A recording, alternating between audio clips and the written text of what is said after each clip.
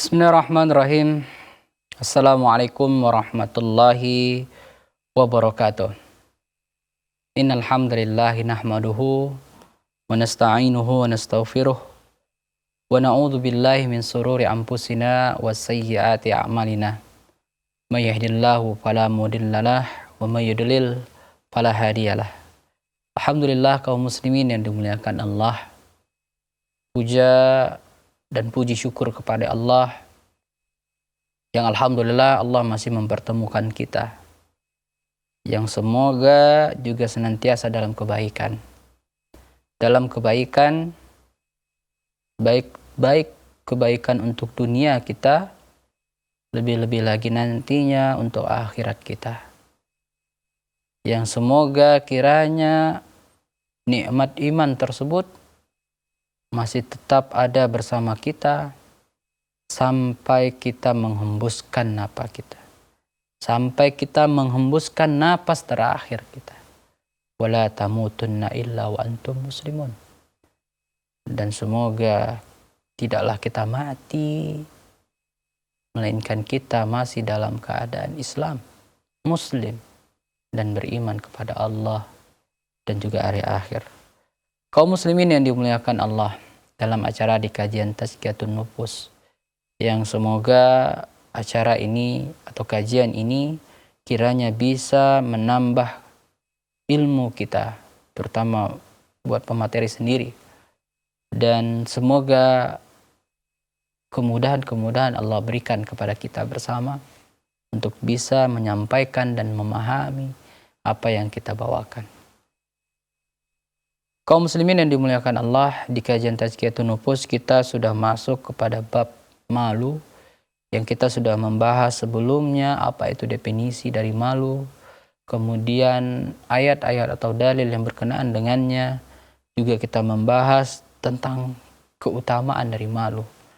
Nah, kita lanjutkan keutamaan dari malu yang lainnya yang perlu kita ketahui, yang dengan mengetahui keutamaan tersebut tujuannya tak lain tak bukan membuat kita semakin bersemangat untuk mempelajarinya dan juga meningkatkan rasa malu yang kiranya sebagaimana kita katakan sebelumnya ini bisa menjadi hal yang bisa mencegah diri kita, hal yang bisa mencegah diri kita dari perbuatan mungkar, perbuatan keji, ya, dan membuat kita semakin semangat dalam ketaatan, senantiasa bersemangat untuk mengerjakan apa yang Allah perintahkan, bersemangat untuk mengerjakan sholat yang 5 waktu, paling minimal ya, sholat yang 5 waktu, bagi laki-laki khususnya semangat untuk pergi ke masjid, walaupun dia harus melewati beberapa rintangan, ya. Di antaranya dia harus mengalahkan rasa ego dalam dirinya yang mengajak dia, nafsu dia mengajak dia agar ya lebih baik bersantailah, ya, mengajak dia agar senantiasa lebih mengutamakan kerja, mengutamakan hal lainnya selain dari panggilan Allah. Ini harus dia lawan rintangan tersebut. Dia harus mengalahkan rasa malasnya. Dia harus mau bersusah payah untuk pergi ke masjid, ya. Mungkin di sana ada orang yang harus berjalan dan dia berjalan, ada yang dia lagi dalam keadaan sakit, ya. Sakit dalam artian dia tidak normal. Dia harus berjingkat-jingkat, ya, bertatih-tatih berjalan menuju masjid. Bahkan ada orang yang matanya buta, namun dia pada hakikatnya memiliki kelebihan di hatinya. Lebih baik dia, lebih afdol dia daripada manusia yang Allah berikan kepadanya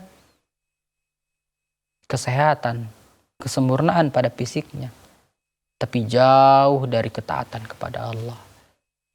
Pada hakikatnya dialah orang yang merugi.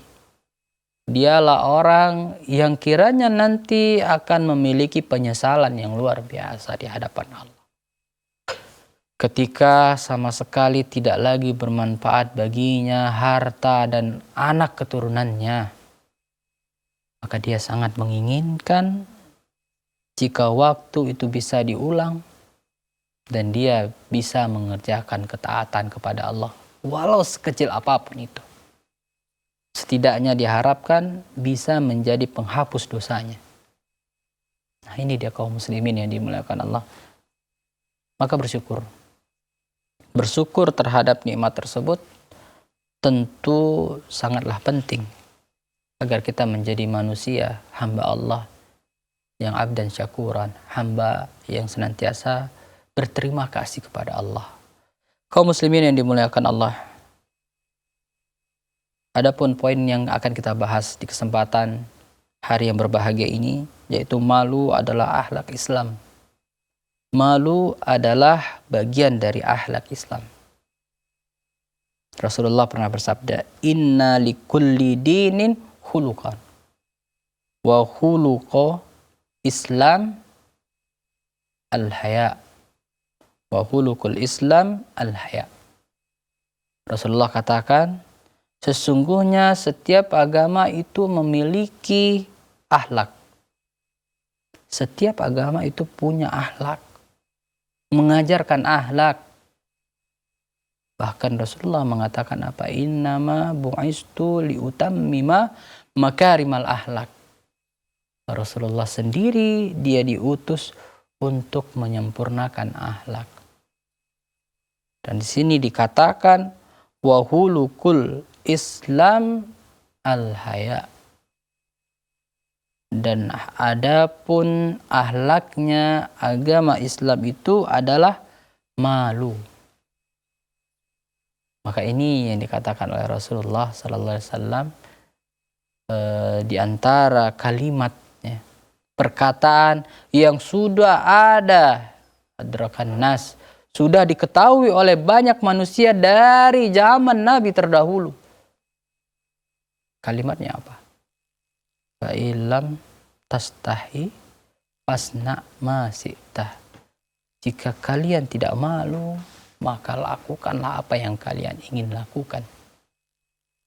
Nah, kaum muslimin yang dimuliakan Allah, coba perhatikan. Agama dari zaman dulu sampai sekarang itu asalnya adalah Islam. Semua nabi mengajak kepada Islam. Maka akhlaknya, di antara akhlaknya Islam adalah memiliki rasa malu.